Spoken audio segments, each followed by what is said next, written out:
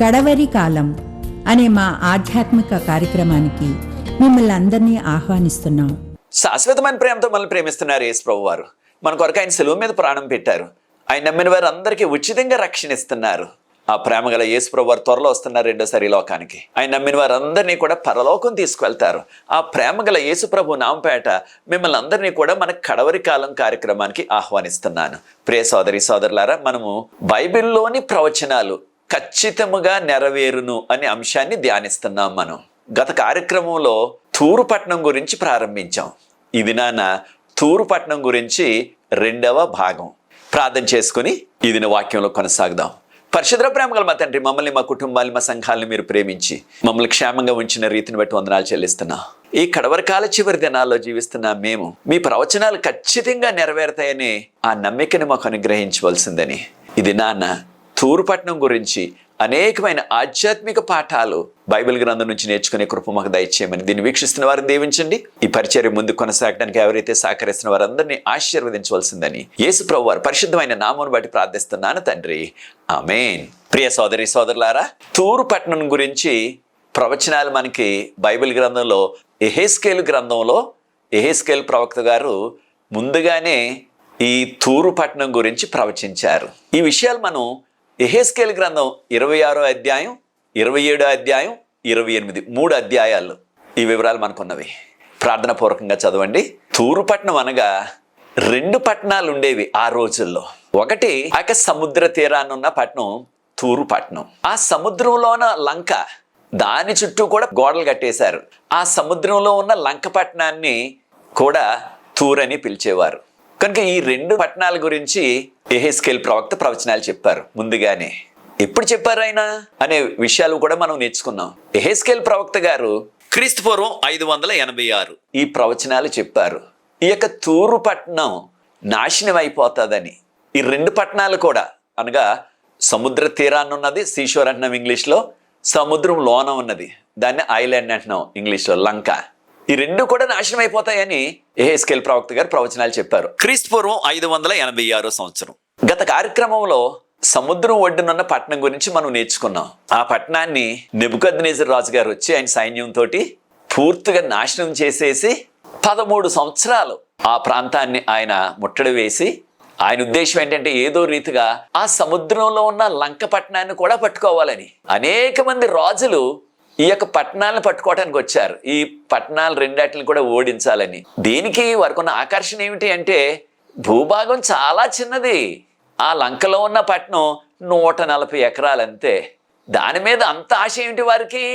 13 సంవత్సరాలు ఎందుకు నెబుకద్నెజర్ రాజు గారు ఆయన యొక్క సైన్యం అక్కడ ముట్టడి వేశారంటే ఆ యొక్క లంక పట్టణంలో అపారమైన ధనరాశులు ఉండేవి. రకరకాల సిరి సంపదలన్నీ కూడా ఈ నగరంలో ఉండేవి. కారణం అది ప్రపంచంలోనే పెద్ద వ్యాపార కేంద్రం ఆ రోజుల్లో. ఇంగ్లీష్లో కమర్షియల్ సిటీ అంటున్నాం కదా. కనుక ప్రియ సోదరి సోదరులారా, అక్కడున్న బంగారాన్ని, వెండిని, వజ్రాలు, రత్నాలు వాటన్నిటిని కూడా వారు తీసుకుపోవాలని రాజుల యొక్క కోరిక ఆ రోజుల్లో. కనుకనే అంతకాలం ముట్టడి వేశారు, అయినప్పటికీ సాధ్యం కాలేదు. అయితే ప్రియ సోదరి సోదరులారా, ఇది నాన్న మనము ఈ యొక్క లంక పట్టణం, సముద్రంలో ఉన్న లంక పట్టణం గురించి ధ్యానించబోతున్నాం. ఇది ప్రపంచంలో ఉన్న అన్ని వ్యాపార కేంద్రాల్లో కూడా ఇది చాలా ప్రాముఖ్యమైనది, చాలా ఆకర్షణీయమైనది.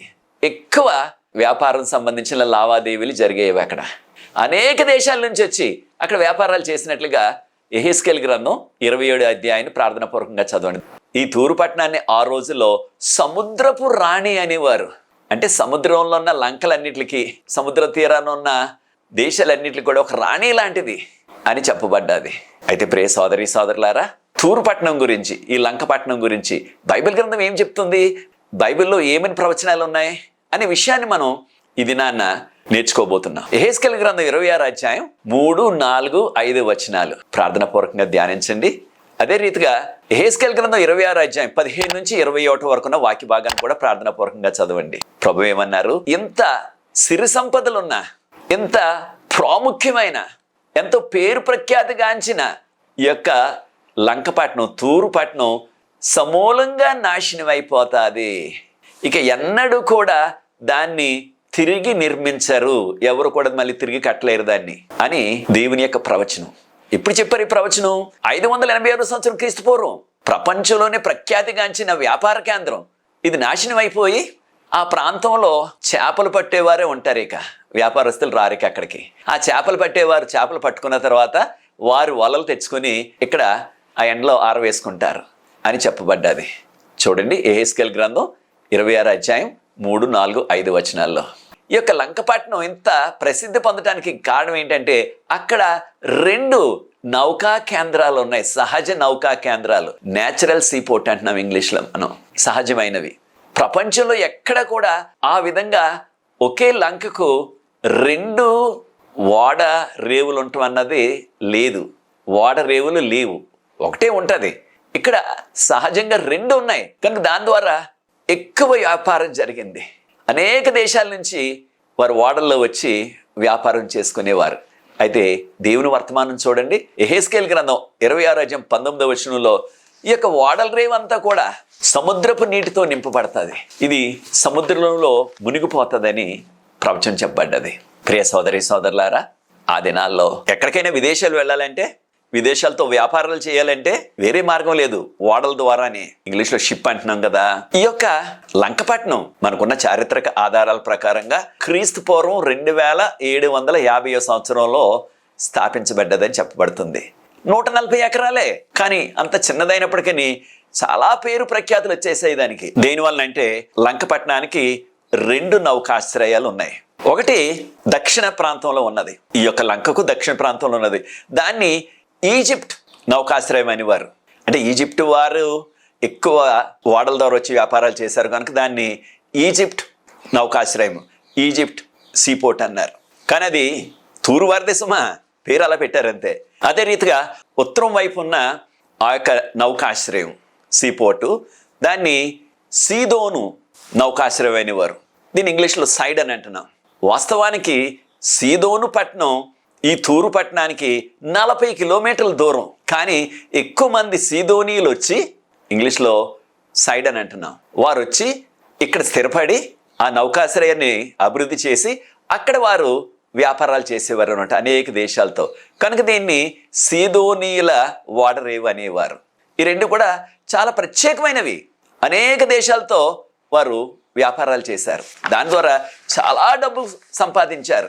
ఆ దినాల్లో ప్రపంచంలో అందుబాటులో ఉన్న ఏ మంచి వస్త్రమైనా సరే, లేకపోతే మంచి వస్తువులు, బెస్ట్ థింగ్స్ అంటాం, అలాంటివన్నీ కూడా ఈ యొక్క లంక నగరమైన తూరుపట్నంలోనే దొరికేవి. కనుక అనేక మంది ప్రజలు దూర ప్రాంతాల నుంచి, దూర దేశాల నుంచి ఓడల్లో వచ్చి వ్యాపారాలు చేసుకొని ఇక్కడ దొరికే మంచి సరుకులు కొనుక్కొని వారి దేశం తీసుకెళ్ళిపోయేవారు. కనుక చాలా ప్రసిద్ధి చెందింది వ్యాపారానికి. కనుకనే అక్కడ ఎక్కువ బంగారం, వెండి, వజ్రాలు, వైడూర్యాలు, రత్నాలు, ముత్యాలు అన్నీ కూడా ఉన్నవి కనుక ఏదో రీతిగా వాటిని చేజిక్కించుకోవాలి, వాటిని తీసుకువెళ్ళిపోవాలి బబులోనని నెబుకద్నెజర్ రాజు గారు 13 సంవత్సరాలు ఏకంగా ముట్టడి వేశారు దాన్ని. క్రీస్తు పూర్వం 586 నుంచి 573 వరకు 13 సంవత్సరాలు ఏకంగా. ఆయనకి సాధ్యం కాలేదు. కారణం ఏంటి? ఆ భూభాగం మీద ఉన్న సముద్రం ఒడ్డున్న నగరాన్ని పూర్తిగా నాశనం చేసేసాడు, కానీ ఈ లంకని ఆయన ఏమీ చేయలేకపోయాడు. కారణం ఆయన దగ్గర ఓడలు లేవు. అనేక సార్లు ప్రయత్నం చేశారు ఆ పడవల్లో వెళ్ళి ఆ లంకలో ప్రవేశించాలని. ఆ పడవల్లో సైనికులు వెళ్తుంటే దగ్గరికి వెళ్ళేటప్పటికి ఆ యొక్క లంకలో ఉన్న సైనికులు, తూరు సైనికులు ఏం చేసేవారు, పెద్ద పెద్ద గోడలు కట్టేశారు. ఆ లంక చుట్టూ కూడా పెద్ద గోడ కట్టేశారు, కోట గోడ. మనకున్న చారిత్రక ఆధారాల ప్రకారంగా 165 అడుగులు ఎత్తే ఏకంగా ఈ యొక్క కోట గోడ రాతితో కట్టేశారు లంక చుట్టూ కూడా. ఆ గోడ మీద నుంచి, ఇంగ్లీష్లో స్లింగ్ అంటాం కదా, ఒడిశాలు అంటున్నాం మనం, దాంతో రాళ్లతో కొట్టేసేవారు. ఆ పడవ మీద వస్తున్న నెబుకద్నెజరు యొక్క సైన్యం ఆ పడవ నడిపేవాడిని రాయితో కొట్టేటప్పటికి ఒడిశాలతో వెంటనే వాడు కింద పడిపోయేవాడు. పడవలో ఉన్న వారు అందరూ కూడా ఆ రాళ్ళు తగిలి గందరగోళం అయిపోయి పడవ మునిగిపోయి చాలా మంది చనిపోయేవారు. కనుక నెబుకద్నెజరు గారు 13 సంవత్సరాలు ప్రయత్నం చేసినా సాధ్యం కాలేదు. ఆయన వెళ్ళిపోయాడు చివరికి. అయితే ప్రియ సోదరి సోదరులారా, ఆ రోజుల్లో అందరి యొక్క ఊహ ఏంటంటే ఈ యొక్క నగరాన్ని, ఈ యొక్క లంకపట్నాన్ని ఇంకెవ్వరూ కూడా జయించలేరు, దాన్ని పట్టుకోలేరని అనుకునేవారు. నెబుకద్నెజరు గారు తిరిగి వెళ్ళిపోయిన 250 సంవత్సరాల తర్వాత అలెగ్జాండర్ ద గ్రేట్ ఆయన సైన్యం ఇక్కడికి వచ్చారు. ఆయనకు కూడా ఉన్న ఆశ ఏంటి? ఆయన విన్నది ఈ లంక పట్టణంలో చాలా బంగారం ఉంది, చాలా వెండి ఉంది, చాలా రత్నాలు, వజ్రాలు, వైడూర్యాలు ఉన్నాయి. అవన్నిటిని కూడా నేను చేజిక్కించుకుని తీసుకెళ్ళిపోవాలా. అదే ఆయన కోరిక. అంతేగాని ఆ యొక్క 140 ఎకరాలు అది కావాలని కాదు ఆయనకి. అక్కడున్న డబ్బు, దాని కొరకే ప్రాకులాట. ప్రియ సోదరి సోదరులారా, మనం కూడా ఆధ్యాత్మిక సత్యాన్ని నేర్చుకోవాలా. ఈ లోకయాత్రలో మనం కూడా మన ప్రాకులాట అంతా ఈ ధనం కొరకు, ఈ యొక్క భూముల కొరకు, ఈ ఆస్తుల కొరకేనా? లేకపోయినట్లయితే మనం పరలోకం కొరకు ప్రాకులాడుతున్నామా? ఈ విషయాన్ని మనం నేర్చుకోవాలా.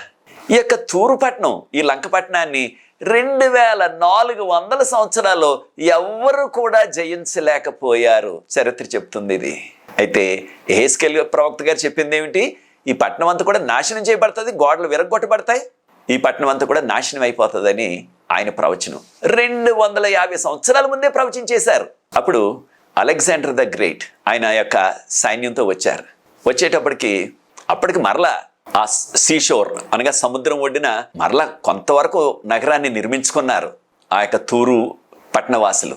అయితే దానిని నాశనం చేసేసాడు ఆయన. ప్రతిసారి కూడా శత్రువులు వచ్చినప్పుడు ఈ ధనవంతులు ఏం చేసేవారంటే, ధనవంతులందరికీ కూడా లంకపట్నంలో కూడా ఇల్లు ఉండేది కనుక వారికి ఉన్న ఆ డబ్బు, వారికి ఉన్న మంచి వస్తువులు తీసుకుని శత్రువులు వస్తున్నారని ముందుగానే హెచ్చరిక వారికి ఇవ్వబడ్డది. వారు బోటు మీద, ఆ యొక్క నావ మీద లంకలోకి వెళ్ళిపోయేవారు. ఆ లంకలోకి ఎవరు కూడా రాలేరు. ఆ లంకలో వారికి కావాల్సిన సదుపాయాలన్నీ, ఆహార పదార్థాలు, మంచినీరు అన్నీ కూడా వారికి అందుబాటులో ఉండేవి కనుక వారికి ఏ సమస్య లేకుండా వారు ఆ లంకలో జీవించేవారు. రాజుగారు, ఆయన మంత్రులు, ధనవంతులందరూ కూడా. సామాన్యులు మాత్రమే ఈ యొక్క సీషోర్ సముద్రం ఒడ్డునున్న ఆ నగరంలో ఉండి వీరికి కావాల్సినవన్నీ కూడా సప్లై చేసేవారు. మనకున్న చరిత్ర ఆధారాల ప్రకారంగా ఆ రోజుల్లో కానీ ఈ రోజుల్లో కానీ ఈ యొక్క లంకపట్నం సముద్రం ఒడ్డు నుంచి 1 కిలోమీటర్ దూరం. వారు వేసిన ఈ రోడ్డు ఈ యొక్క సముద్రంలో 1 కిలోమీటర్ పొడవు, 200 అడుగులు వెడల్పు. అలెగ్జాండర్ ద గ్రేట్ ఆయన యొక్క సైన్యం వేసిన రోడ్డు అనమాట. ఎవరైనా సరే లోనికి వెళ్ళాలంటే లంకపట్నానికి ఖచ్చితంగా ఆ బోటు మీద, నావ మీద వెళ్ళవలసిందే. అక్కడికి వెళ్ళటానికి దాదాపుగా 18 నుంచి 20 అడుగుల లోతు నీరుండేది, సముద్రపు నీరు. మరి ఖచ్చితంగా బోట్లోనే వెళ్ళాలా, ఆ పడవలోనే వెళ్ళాలా. నెబుకద్నెజర్ రాజు గారు వచ్చి 13 సంవత్సరాలు ఉన్నప్పటికీ ఆయనకి ఓడలు లేవు కనుక ఆయన ఈ యొక్క లంకపట్నాన్ని పట్టుకోలేకపోయారు. ఒక విషయాన్ని మనం గమనించాలా, ఈ యొక్క లంకపట్నం చాలా ప్రసిద్ధి చెందిన వ్యాపార కేంద్రం అని మనం తెలుసుకున్నాం. అక్కడ వెండి, ఇనుము, రకరకాల లోహాలు అవన్నీ కూడా తర్షీషు నుంచి తీసుకొచ్చి ఇక్కడ అమ్మేవారని యెహెజ్కేలు గ్రంథం 27 అధ్యాయం 12వ వచనంలో మనం చదువుతున్నాం. వెండి, ఇనుము, రకరకాల లోహాలు, దాంతోపాటు బంగారం కూడా తర్షీషు నుంచి తీసుకొచ్చేవారు. ఇక్కడ అమ్మకాలు చేసుకునేవారు ఈ యొక్క లంకపట్నంలో, తూరు పట్టణంలో. ఇదే తూరు పట్టణంలో అనేక మంది వెట్టి చాకరీ చేయటానికి మనుషులను కూడా అమ్మేసేవారు. ఆ రోజుల్లో దాసదాసీల్ని ఇక్కడ అమ్మేసేవారు. అంటే మనుషులను అమ్మేవారు. ఇంగ్లీష్లో స్లేవ్ మార్కెట్ అంటున్నాం. దాసదాసీలను కూడా అనేక చోట్ల నుంచి బందీలుగా పట్టుకొచ్చి ఇక్కడ అమ్మేసేవారు. ఈ యొక్క తూరు పట్టణంలో అక్కడ ఉన్న ఆ వ్యాపార కేంద్రంలో అమ్మేవారు అన్నమాట ప్రతిసారి కూడా. అయితే అనేక మంది ఈ విషయాన్ని మనం యెహెజ్కేలు గ్రంథం 27 అధ్యాయం 13వ వచనం ఎక్కడి నుంచి తీసుకొచ్చేవారంటే, జావాను, టుబాలు, మేషాకు వీరు అనేక మంది బందీలుగా పట్టుకొని వారిని తీసుకొచ్చి ఇక్కడ డబ్బులకి అమ్మేసేవారు అన్నమాట ప్రజల్ని. వారు తీసుకువెళ్ళి వారిని వెట్టి చాకరీ చేయించుకునేవారు. కనుక ఈ యొక్క తూరు పట్టణం ఇటువంటి వ్యాపారానికి కేంద్రం అయిపోయింది. కనుక యుద్ధానికి ఆ రోజుల్లో కావలసిన గుర్రాలు, కంచరగాడిదలు, రథాలు ఇవన్నీ కూడా తూరు పట్టణంలో, లంకపట్నంలో అమ్మినట్లుగా యెహెజ్కేలు గ్రంథం 27 అధ్యాయం 14వ వచనంలో మనకు చెప్పబడుతుంది. ఎవరు అమ్మేవారు? తోర్గామా అన్నారు. వారు పట్టుకొచ్చి గుర్రాలని, కంచరగాడిదల్ని, రథాలని అమ్మేవారని చెప్పబడ్డది. అయితే వీరు ఈ యొక్క టోర్గామా అనేవారు యాఫేతు సంతానం. వారు వచ్చి అమ్మేవారు అన్నమాట అక్కడ. అదే రీతిగా ఈ యొక్క లంకపట్నంలో ఏనుగు దంతాలు కూడా అమ్మేవారట. ఏనుగు దంతాలు ఆనాడు ఈనాడు కూడా చాలా ప్రసిద్ధి చెందేవి, చాలా ఖరీదైనవి. చాలా ధనవంతులు వారు వారి యొక్క రకరకాల ఆకర్షణీయమైన వస్తువులు చేయటానికి వాడేవారు. ఈ విషయాన్ని యెహెజ్కేలు గ్రంథం 27 అధ్యాయం 15వ వచనం సమయం ఉన్నప్పుడు యెహెజ్కేలు గ్రంథం 27 అధ్యాయాన్ని ధ్యానపూర్వకంగా ప్రార్థించి చదవండి. అనేక దేశాల నుంచి వారి యొక్క సరుకులు తెచ్చి ఈ తూరు లంకపట్నంలో అమ్మేవారని చెప్పబడుతుంది. అయితే ఈ ఏనుగు దంతాలను ఎవరు అమ్మేవారంటే డీడాను ప్రాంతవాసులు అమ్మేవారు. వీరు మనకున్న చరిత్ర ప్రకారంగా అరబ్బు తెగలకు చెందినవారు అనమాట డీడాను వారు. దానితో పాటు వీరు నల్లని రంగు చెక్క, కొన్ని ప్రాంతాల్లో విరిగిడి సేవ అంటున్నారు, ఇంగ్లీష్లో రోజ్ వుడ్ అంటున్నారు, నల్లటి కర్ర అనమాట. చాలా ఖరీదైంది ఆ రోజుల్లో, ఈ రోజుల్లో కూడా. దాన్ని కూడా పట్టుకొచ్చి అమ్మేవారంట. రకరకాల రంగుల వస్త్రాలు, పచ్చవి, తెల్లనివి, తర్వాత ఊదా రంగు, ఇలాంటి రకరకాల వస్త్రాలు ఈ మార్కెట్లో రకరకాల దేశాల నుంచి పట్టుకొచ్చి అమ్మేవారు అనమాట. ఎంతో ఖరీదైన ఆకర్షణీయమైన వస్త్రాలు. ఈ విషయాన్ని యెహెజ్కేలు గ్రంథం 27:16 మనం గమనించవచ్చు. ఇంగ్లీష్లో మనం బెస్ట్ క్లోత్స్ అంటాం. రంగుల్లో రకరకాల రంగుల్లో ఉన్న బెస్ట్ క్లోత్స్ అని పట్టుకొచ్చి ఇక్కడ అమ్మేవారు. అవి కావాల్సిన వారు ఇక్కడ కొనుక్కొని మళ్ళీ వారు ఓడలో వేసుకుని వారు తీసుకువెళ్ళిపోయారు. వారి దేశంలో వారు వ్యాపారం చేసుకోవచ్చు, లేదా వారు ధరించవచ్చు. అదే రీతిగా ఇక్కడ యూదా దేశం నుంచి, ఇశ్రాయేల్ దేశం నుంచి ఇక్కడ తీసుకొచ్చి ఈ లంకపట్నంలో తూరులో గోధుమలు, తేనె, ఒలివ నూనె ఇవన్నీ కూడా వారు అమ్మినట్లుగా యెహెజ్కేలు గ్రంథం 27:17 యెహెజ్కేలు గ్రంథం 27:17 చెప్పబడుతుంది. అయితే ప్రియ సోదరులారా, అక్కడ ఈ లంకపట్నంలో తూరులో వారు ఈ మద్యాన్ని కూడా అమ్మినట్లుగా వాక్యం చెప్తుంది. ఇంక మద్యాన్ని కూడా అంటే మద్యానికి కూడా నిలమే అయిపోయింది సారాకి. యెహెజ్కేలు గ్రంథం 27:18 దమస్కు నుంచి పట్టుకొచ్చి అక్కడ ఈ సారా అమ్మినట్లుగా, మద్యాన్ని అమ్మినట్లుగా మనకి చెప్పబడుతుంది. అదే రీతిగా ఈ లంకపట్నంలోనే వారు మేకలు, గొర్రెలు ఇవన్నీ కూడా తీసుకొచ్చి అమ్మేవారు అనమాట. అవి కొనుక్కునేవారు. అనేక మంది వచ్చి అక్కడి నుంచి మేకలు, గొర్రెలు కొనుక్కొని తీసుకెళ్ళిపోయేవారు వాడల్లో వేసుకొని. ఈ విషయాన్ని యెహెజ్కేలు గ్రంథం 27:21 మనం చదువుతున్నాం. వీరు కేదారు వారు, అంటే వారు ఇష్మాయిల్ సంతానీయులు అని చెప్పబడ్డది. వారు అమ్మేవారు తీసుకొచ్చి ఇక్కడ. దాంతోపాటు ఇక్కడ బంగారం, రకరకాల విలువైన వెలగల రాళ్ళు అంటున్నాం, అనగా రత్నాలు, వజ్రాలు, వైడూర్యాలు, ముత్యాలు ఇవన్నీ కూడా ఇక్కడ అమ్మేవారు. ఎవరు తీసుకొచ్చి అమ్మేవారు? షీబా నుంచి. ఈ రోజుల్లో దీన్ని మనం యమన్ అంటున్నాం. అక్కడి నుంచి తీసుకొచ్చి ఓడల్లో ఇక్కడ అమ్మేవారు అనమాట, ఈ లంకపట్నంలో. ఈ విషయాన్ని యెహెజ్కేలు గ్రంథం 27:22 మనం చదువుతున్నాం. కనుక ప్రియ సోదరులారా, అనేక రకాల సరుకులకు నిలయం అయిపోయింది ఈ పట్టణం. అయితే ఒక విషయాన్ని కూడా మనం నేర్చుకోవాలా, ఆధ్యాత్మిక పాఠం. ఈ లోకంలో మనకు ఎంత బంగారం ఉన్నా, ఎంత వెండి ఉన్నా, ఎంత డబ్బున్నా, ఎంత ఆస్తి ఉన్నా, ఎన్ని భూములున్నా అవన్నీ కలకాలం మనకు ఉంటావా అంటే కానే కాదు. ప్రియ సోదరులారా, మనం పరలోకం కొరకు ప్రాకులాడుతున్నామా, లేకపోయినట్లయితే ఈ లోకంలో మనం ఆస్తి కొరకు, అంతస్తుల కొరకు, మేడల కొరకు, పదవుల కొరకు, వీటి కొరకు ప్రాకులాడుతున్నామా? ఈ లోకంలో ఉన్నది ఏదైనా సరే అది కొంతకాలమే, అది గతించిపోతుంది. బైబిల్ గ్రంథం ఎంతో మనకు విపులంగా చెప్తుంది. 2 పేతురు 3:10 ఈ లోకంలోని సమస్తం కూడా అవి కరిగిపోతాయి అని చెప్పబడ్డది 2వ రాకడ తర్వాత. కనుక ప్రియ సోదరులారా, మనము దేవుని యొక్క రాకడ కొరకు సిద్ధపడాలి, ఆయన నిత్యరాజ్యం కొరకు సిద్ధపడాలి. అయితే ఇంత ప్రసిద్ధి చెందిన ఈ లంకపట్నాన్ని, ఇంత ధనంతో నిండి ఉన్న ఈ లంకపట్నాన్ని, ఎంతో సుందరమైన భవనాలు ఉన్న ఈ లంకపట్నాన్ని దేనికి నాశనం చేశారు? దానికి కూడా వివరాలు ఉన్నాయి మనకి. యెహెజ్కేలు గ్రంథం 28:5 చూసినట్లయితే ప్రభువారు అంటున్నారు, నీకున్న ధనాన్ని బట్టి నువ్వెంతో గర్వించావు అని చెప్పబడుతుంది. ప్రియ సోదరులారా, మనకు కూడా మనకున్న ధనాన్ని బట్టి మనం గర్విస్తున్నామా, అతిశయిస్తున్నామా? సామెతలు 16:18 నాశనమునకు ముందు ఏమి నడుస్తుంది? గర్వం. నాశనానికి ముందు గర్వం వస్తుంది. కనుక దేనిని బట్టి కూడా మనం గర్వించకూడదు ప్రియ దేవుని బిడ్డలారా. కారణం ఏంటి? వీరు అనుకున్నది ఏంటంటే ఏ రాజు కూడా ఈ లంకపట్నాన్ని ఓడించలేడు అని గర్వించారు. బలమైన కోట ఉంది మన చుట్టూ కూడా, సముద్రంలో మధ్యలో ఉన్నాం, మమ్మల్ని ఎవరు కూడా ఓడించలేరు అని ఎంతో గర్వించారు. 20వ కీర్తన 7వ మనకు చెప్పబడ్డది, కొంతమంది వరకు ఉన్న గుర్రాలను బట్టి, రథాలను బట్టి వారు అతిశయిస్తున్నారు, అంటే గర్విస్తున్నారు. కానీ మన దేవుని బట్టి గర్వించాలి, మనకు దేవుడిచ్చిన రక్షణను బట్టి గర్వించాలి. దేనిని బట్టి కూడా మనం గర్వించకూడదు ఈ లోకంలో ఏది ఉన్నా సరే. మరొక విషయం ఏంటంటే యెహెజ్కేలు గ్రంథం 27:3 ప్రభు అంటున్నారు, నీ హృదయంలో అనుకున్నావు నువ్వు, నేనెంతో సుందరంగా ఉన్నాను. ఈ డబ్బు ఎక్కువ ఉన్నది కనుక ఈ లంకపట్నానికి, తూరు పట్టణానికి ఎంతో సుందరమైన భవనాలు కట్టేశారు.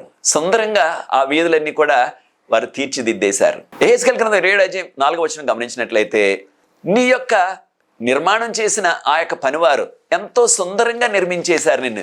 ఆ యొక్క అందాన్ని చూచి నేను ఎంతో అందంగా ఉన్నానని నువ్వు గర్వించావు. నువ్వు అనగా ఆ యొక్క నగరవాసులు అనమాట. వారు ఈ విధంగా గర్విస్తున్న సమయంలో అలెగ్జాండర్ ద గ్రేట్, ఆ రాజుగారు ఆయన సైన్యంతో దండెత్తి వచ్చారు. 332 సంవత్సరం జనవరి మాసంలో వచ్చి ఆ యొక్క భూమి మీద ఉన్న సీషోర్ అంటున్నాం కదా, సముద్రం ఒడ్డునున్న నగరాన్ని ముందుగా నాశనం చేసేశారు. కొద్దిగా మళ్ళీ కట్టుకున్నారు కొంతవరకు, దాన్ని అంతటి కూడా మళ్ళీ వెరగొట్టేశారు. నెబుకద్నెజర్ రాజు 250 సంవత్సరాల ముందు ఆ విధంగా దాన్ని నాశనం చేసేసి వెళ్ళిపోయారు. 250 సంవత్సరాల గ్యాప్ వచ్చింది కాబట్టి మళ్ళీ కట్టుకున్నారు కొంతవరకుని. పూర్తిగా పూర్వ వైభవంలో కట్టకపోయినప్పటికీ కొంతవరకు బాగానే కట్టుకున్నారు. దాన్ని మళ్ళీ ఈయన సైన్యం వెరగొట్టేశారు. వెరగొట్టేసి అలెగ్జాండర్ రాజు గారు మనకు చరిత్ర చెప్తున్నది ఏంటంటే, ఆ లంకపట్నాన్ని పట్టుకోవాలా. అప్పుడు ఆయన సైన్యాధ్యక్షులు, ఆయన సలహాదారులు, రాజా అది సాధ్యం కాదు మనకి. నెబుకద్నెజర్ రాజు గారు అంత గొప్పవాడే 13 సంవత్సరాలు ఉన్నాడట, చరిత్ర చెప్తుంది మనకి ఇక్కడ. ఆయనకి సాధ్యం కాలేదు, మనకి ఎలా సాధ్యం అవుతుంది అన్నారట. అలెగ్జాండర్ గారు ఒక ఆజ్ఞ ఇచ్చారంటే, అలెగ్జాండర్ రాజు గారు ఏదైనా మాట చెప్పారంటే ఖచ్చితంగా జరగాలి అది. అయితే ఆయన అన్నాడంట, చరిత్ర మనకు చెప్పేది ఏమిటంటే, మీరు ఇక్కడ నుంచి అనగా సముద్రం ఒడ్డు నుంచి ఆ లంకపట్నానికి 1 కిలోమీటర్ దూరం రోడ్డు వేసేయమన్నాడంట. ఇంగ్లీష్లో కాజ్వే అంటున్నాం మనం. రోడ్డు వేసేయమన్నాడు, దారి వేసేయమన్నాడు. మరి అన్నారు, ఎలా సాధ్యమవుతుంది రాజా, అది సముద్రంలో ఎలాగ వేయగలం మనం రోడ్డు? ఆయన, నేను చెప్తాను ఎలాగ వేయాలో. మీరు ఈ గోడలన్నీ విరగొట్టేశారు కదా, ఈ గోడలు విరగొట్టేసిన రాళ్ళన్నీ, ఈ ఇళ్ళన్నీ కూడా విరగొట్టేశాం మనం. వీరు కట్టుకున్న వారి గృహాలన్నీ విరగొట్టేశాం. అవన్నీ కూడా రాతితో కట్టినవి. ఆ రాళ్ళన్నీ తెచ్చి ఈ వాళ్ళ నుంచి మొదలు పెట్టండి, తెచ్చి దానిలో వేసేయండి సముద్రంలో. రాజుగారు ఆజ్ఞ అంటే రాజుగారు ఆజ్ఞ అంతే. వాళ్ళు రోజు కూడా రాళ్ళన్నీ మోసుకురావటం, అందులో వేసేయటం. ఆ యొక్క వారి గృహాలు విరగొట్టేసినప్పుడు దానికి ఉన్న తలుపులు, చెక్కలు, ఈ దోర్బంధాలు, ఆ చెక్కలన్నీ కూడా తీసుకొచ్చి దానిలో వేసేయమన్నాడు రాజుగారు, అలెగ్జాండర్ రాజు గారు. వేసేశారు. రోజు రాళ్ళు వేసేసి చెక్కలు వేసేస్తుంటే మరి అది కాస్త గొట్టలాగా అయిపోతుంది. అలాగే వేసుకుంటూ వెళ్తున్నారు. అయితే ప్రియ సోదరి సోదరులారా, చూడండి ఏ రీతిగా ఈ యొక్క ప్రవచనం నెరవేరిపోయిందో చూడండి. ఈ విధంగా 7 నెలలు పట్టిందని మనకు చరిత్ర చెప్తుంది. జనవరి నుంచి జూలై వరకు 7 నెలల కాలం కష్టపడి రోజు కూడా ఉదయం నుంచి సాయంత్రం వరకు ఈ రాళ్ళన్నీ పట్టుకొచ్చి వేశారు, చెక్కలు వేసేశారు. మరి రాళ్ళ మీద నడవటం కష్టం కనుక రాజుగారి ఆజ్ఞ ఏంటంటే, అలెగ్జాండర్ గారి ఆజ్ఞ, ఇక్కడున్న మట్టి అంతా తవ్వేసి, ఇసుక అంతా తవ్వేసి, మనం వేసిన ఆ యొక్క రాళ్ళు వారధలకు వేసేస్తున్నాం కదా రోడ్డు, ఆ రోడ్డు మీద వేసేయమన్నారు. ఆ ఇసుక అంతా మట్టి అంతా వేసేవారు కొంతమంది, రాళ్ళు వేసేవారు కొంతమంది. ఈ విధంగా రోజు రోజు కూడా ఆ యొక్క రోడ్డు పని, కాజ్వే అంటున్నాం ఇంగ్లీష్లో, అది పెద్దదైపోయింది. అది రోజు రోజుకు కూడా పురోగతి వచ్చేసింది. మనకున్న చరిత్ర ఏమిటంటే, ఆ యొక్క లంకపట్నంలో ఉన్నవారు పడవల మీద, ఓడల మీద కాస్త దూరంగా వచ్చి ఈ యొక్క రోడ్డు వేస్తుంటే వారిని హేళన చేసేవారంట. ఒరే, మీ రాజుగారు అలెగ్జాండర్ కుర్రోడు, వాడికి ఏం అనుభవం లేదు. నెబుకద్నెజర్ లాంటి రాజు 13 సంవత్సరాలు ఉన్నాడు, దీన్ని పట్టుకోలేకపోయాడు, మీరేం చేయగలరా దీన్ని అని హేళన చేసినట్లుగా చరిత్ర చెప్తుంది మనకి. చూచారా ప్రియ దేవుని బిడ్డలారా? అయితే వారు నిరాశ చెందలేదు, ఆ విధంగా వేసుకుంటూ వెళ్ళారు. అప్పుడు ఆ రోజుల్లో చాలా మంది అనే ఉంటారు, ఏమని, అలెగ్జాండర్ గారికి 23 సంవత్సరాలు, అప్పటికి యవనస్తుడు, ఏం చేయగలడు, అనుభవం లేదు, ఈ విధంగా రోడ్డు వేయాలనుకుంటున్నాడు, ఇది సాధ్యం కాదు అన్నారు చాలా మంది ఆ రోజుల్లో. ఒకవేళ ఆ రోజుల్లో మనం జీవించి ఉన్నట్లయితే దాదాపుగా మనం కూడా అదే అనేవాళ్ళం, ఇది సాధ్యం కాదనేవాళ్ళం. అయితే ప్రియ దేవుని బిడ్డలారా, వారికి ఈ యొక్క లంకపట్న వాసులకి 80 మాత్రమే ఉన్నాయి ఓడలు. అలెగ్జాండర్ గారికి ఆయన సొంతవి 80 ఉన్నాయి. ఆయనకి సహాయంగా సైప్రస్ రాజుగారు 120 వాళ్ళు పంపారు. అప్పుడు 200 అయిపోయాయి. చుట్టుపక్కల దేశాల వారు ఈ యొక్క లంకపట్నాన్ని ఏది రీతిగా మీరు ఓడించాలి, మీకు సపోర్ట్ చేస్తామని వారు కూడా కొన్ని ఓడలు పంపారు. మొత్తానికి ఆయనకి 223 ఓడలు సమకూరాయి అలెగ్జాండర్ గారికి. ఆ ఓడలతో ఈ యొక్క లంకపట్నాన్ని అంతటిని కూడా బంధించేశారు, ఇంక ఏ విధమైన వారికి సప్లై రాకుండా. తర్వాత ఆ బలమైన రాతి గోడలను విరగొట్టడానికి క్యాటపుల్ అంటారు, అనగా ఆ యొక్క బాగా వేగంగా స్పీడ్గా రాళ్ళు వచ్చి కొడతాయి అన్నమాట ఆ యొక్క గోడల్ని. ఆ కొట్టేటప్పటికి ఆ లంక గోడలన్నీ కూడా విరిగిపోయాయి. వీరు ఆ రోడ్డు వేసేశారు. ఆ లంకవాసులందరూ కూడా ఓడిపోయారు. ఆ లంకవాసులందరూ కూడా ఎప్పుడు కూడా ఊహించలేదు ఇలా జరుగుతుందని, అది జరిగింది. అయితే ప్రియ సోదరి సోదరులారా, ఒక ఆధ్యాత్మిక సత్యాన్ని కూడా నేర్చుకోవాలి. అదేంటంటే, అసాధ్యం అనుకున్నది దేవుని యొక్క సహాయంతో సాధ్యం అవుతుంది. కనుక మనకు చరిత్ర చెప్తున్నది ఏంటంటే అలెగ్జాండర్ రాజు గారు 23 సంవత్సరాలే ఆయన యొక్క లంకపట్నంలో ప్రవేశించి తూర్లో 8,000 మందిని హతం చేసేసారని చెప్తుంది. దాంతోపాటు 2,000 మందిని సిలువ వేసేసారంటే ఏకంగా, కారణం ఆయనకు లొంగలేదని. దాంతోపాటు చరిత్ర చెప్పేది ఏంటంటే 30,000 మందిని, స్త్రీల్ని పిల్లల్ని కూడా బందీలుగా అమ్మేశారు. అయితే ఆ రాజుగారు, ఆనాటి తూరు లంక పట్టణానికి రాజుగారు అజెమిల్కస్ అంటారు. ఆయనే సైన్యాన్ని నడిపించారు కూడా. ఆయనకి క్షమాపేక్ష పెట్టాడు ఆయన. మరొకటి ఆయన చేసింది ఏంటంటే, ఎవరైతే అక్కడ దేవాలయం ఉంది, మిల్కాట్ అనే ఆ దేవాలయం, దానిలో ఎవరైతే తలదాచుకున్నారో వారందరూ కూడా క్షమాపేక్ష పెట్టాడంట ఆయన. అయితే ఇప్పుడు జరుగుతున్న వాస్తవం ఏమిటంటే, ఇప్పుడు మనం ఈ యొక్క చరిత్ర ఒక్కసారి మనం గమనించినట్లయితే, ఈ యొక్క దక్షిణ వైపు ఉన్న నౌకాశ్రయం పూర్తిగా నీటిలో మునిగిపోయింది, సముద్రం నీటిలో. యెహెజ్కేలు గ్రంథం 26వ అధ్యాయం 19వ వచనంలో దేవుడు సముద్రపు నీటితో దీన్ని ముంచేస్తారని వాక్యంలో చెప్పబడ్డ 250 సంవత్సరాల ముందే చెప్పబడ్డది, సముద్రం నీరు యొక్క ప్రాంతాన్ని ముంచేస్తుందని. ఇప్పుడు చాలామంది ఓడల రేవు ఉండేదంటే ఎవరు నమ్మట్లేదు. ఇప్పుడున్న మనకు టెక్నాలజీ ప్రకారంగా నీటి కింద ఏమేమి ఉన్నాయని ఫోటోలు తీసే ఆ టెక్నాలజీ వచ్చింది కనుక ఇప్పుడు ఆ ఓడల రేవు దొరికిందనమాట. ఇది ఇంకా నీటి అడుగునే ఉంది, అది ఇంకా దాని ఆనవాళ్ళు ఇప్పుడు ఉన్నాయి. ఏం చేస్తున్నారు ఇప్పుడు ఆ లంకలో? మళ్ళీ ఎప్పుడు కూడా ఆ పూర్వ వైభవం దీనికి రాలేదు, ఆ విధంగా దాన్ని కట్టుబడలేదు. కొంతమంది అక్కడ చేపలు పట్టుకొని ఆ చేపలు పట్టుకున్న ఆ వలలు ఆరేసుకుంటున్నారు అక్కడ. ఈ యొక్క లంకపట్నం ఒకప్పుడు ఒక వెలిగి రాణిలాగా వెలిగిన ఈ యొక్క లంకపట్నం ఈ విధంగా నాశనం అయిపోయింది. అలెగ్జాండర్ ద గ్రేట్ 332వ సంవత్సరం క్రీస్తుపురం అప్పటి నుంచి ఇప్పటి వరకు కూడా వారు వేసిన రోడ్డుకు ఇరువైపులా ఇసుక మేట వేసేసి 800 మీటర్ల వెడల్పు అయిపోయింది ఆ రోడ్డు. ఇప్పుడు దాని మీద ప్రజలు ఇల్లు కట్టుకుంటున్నారు, అక్కడే నివాసం చేస్తున్నారు. కనుక ఈ యొక్క లంకపట్నానికి ప్రాధాన్యత తగ్గిపోయింది, ఎవరు కూడా అక్కడికి వెళ్ళట్లేదు. చూచారా దేవుని ప్రవచనం ఎలా నెరవేరిపోయిందో? అయితే దేవుడు వారిని విడిచిపెట్టలేదు.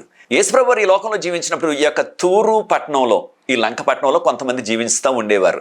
యేసుప్రభువు వారు ఇక్కడికి కూడా వచ్చినట్లుగా తూరు పట్టణానికి వచ్చి సువార్త చేసి కొంతమందిని స్వస్థపరిచినట్లుగా మత్తయి సువార్త 15వ అధ్యాయం 21-22 వచనాల్లో మనం చదువుతున్నాం. అదే రీతిగా పౌలు గారు కూడా ఆయన సువార్త యాత్రలో అనేక ప్రాంతాలకు వెళ్ళి ఇక్కడ తూరు పట్టణంలో కూడా ఆయన కొంతకాలం ఉండి అక్కడ సువార్త చేసినట్లుగా అపోస్తల కార్యాలు 21వ అధ్యాయం 3వ వచనం. దీనిని బట్టి మనం ఏం నేర్చుకుంటున్నాం? ఎవ్వరు కూడా నశించిపోవటం దేవుని యొక్క చిత్తం కాదు. ఆయన ఖచ్చితంగా వారికి ఈ సువార్త అందజేస్తున్నారు. తూరు పట్టణ వాసులకు తెలుసు నిజదేవుని గురించి, కాను వారు యెరూషలేముతో ఎంతో వ్యాపార లావాదేవీలు చేశారు. అయినప్పటికీ వారు నిజదేవుని పట్టించుకోలేదు. ప్రవచనాలు చెప్పించారు దేవుడు, అయినప్పటికీ పట్టించుకోలేదు. ఈ పట్టణం నాశనం అయిపోయింది. దీని ద్వారా మనం నేర్చుకుంటున్న ఆధ్యాత్మిక సత్యం ఏమిటి? బైబిల్ గ్రంథంలో 2వ రాకడ గురించి చెప్పబడిన ప్రతి ప్రవచనం కూడా అక్షరాలా నెరవేరుతుంది. సమయం నాడు ఇంటర్నెట్లో చూడండి ఆ యొక్క వివరాలు, ఆ యొక్క జరిగిన ఆ విధ్వంసం, ప్రవచనాలు ఏ విధంగా నెరవేరాయో అక్షరాలా నెరవేరాయి. 2వ రాకడ ప్రవచనాలు కూడా అక్షరాలా నెరవేరుతాయి. అది మీ నిర్ణయం అయినట్లయితే నాతో ఏకీభవించండి, ప్రార్థించి ఈ తూరు పట్టణం మీద ఈ 2వ ఎపిసోడ్ ముగిస్తాను. వచ్చే కార్యక్రమంలో మరి ఒక నగరం గురించి మనం నేర్చుకోబోతున్నాం, యెరూషలేము నగరం గురించి. పరిశుద్ధ ప్రేమగల మా తండ్రి, తూరు పట్టణం ఇంత గొప్ప పట్టణం అయినప్పటికీ నాశనం అయిపోయింది ప్రభువా. త్వరలో మీరు రెండోసారి వస్తారు, సమస్తం కూడా నశించిపోతుందని మీ వాక్యం మాకు సెలవిస్తుంది ప్రభువా. మీ 2వ రాకడను గూర్చిన ప్రతి ప్రవచనం కూడా అక్షరాల నెరవేరుతుందని మేము నమ్ముచు తగిన ఆధ్యాత్మిక సిద్ధపాటు చేసుకుంటూ మీ రాజ్యంలో ఎత్తబడే జనాంగంలో మేము ఉండే కృప దయచేయవలసిందని, దీన్ని వీక్షించిన ప్రతి వ్యక్తిని దీవించండి. ఈ పరిచర్య ముందు కొనసాగడానికి ఎవరైతే సహకరిసిన వారందరినీ ఆశీర్వదించమని యేసుప్రభువు వారి పరిశుద్ధమైన నామమును బట్టి ప్రార్థిస్తున్నాను తండ్రి, ఆమేన్. ప్రియ సోదరి సోదరులారా, ప్రభు మిమ్మల్ని ప్రేరేపించినట్లయితే పరిచర్య ముందు కొనసాగడానికి మీరు కూడా దీనిలో పాలుభాగస్తులు అవ్వండి, సహకరించండి. తెర మీద వచ్చే నంబర్ సంప్రదించినట్లయితే ఆ వివరాలు మీకు అందిస్తాం. God bless you.